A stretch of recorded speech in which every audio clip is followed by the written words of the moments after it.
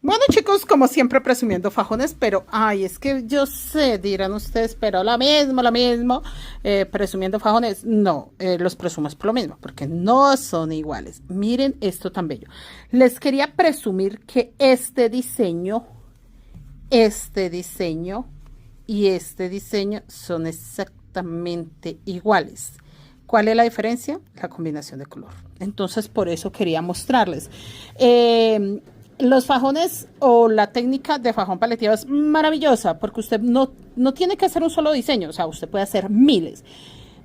Pero yo tengo que tenerles evidencia de que aunque usted sepa hacer un solo diseño, que usted en su cabeza no se aprenda sino un patrón. Esto se hace con patrón, así que hay millones en todos lados, patrones gratuitos por todos lados de fajón paleteado. Pero con un diseño que usted sepa hacer, puede sacar fajones espectaculares. Este diseño, de hecho, tiene la misma cantidad este fajón de hilos. La misma cantidad, el mismo orden. Obviamente este es beige, obviamente este es lila, obviamente este es azul petróleo, pero la misma cantidad de hilos. Y en el mismo orden. La combinación, pues, cambia muchísimo por la combinación de colores que tienen.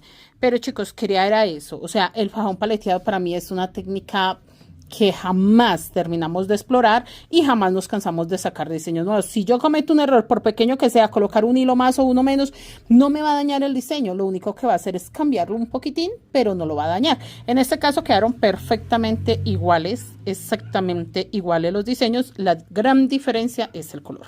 Quería era presumirles eso. Son unos fajones que se van ya hoy iniciando semana, chicos, y miren esta hermosura. Me encantan. Ahí les muestro y les presumo, mis niños.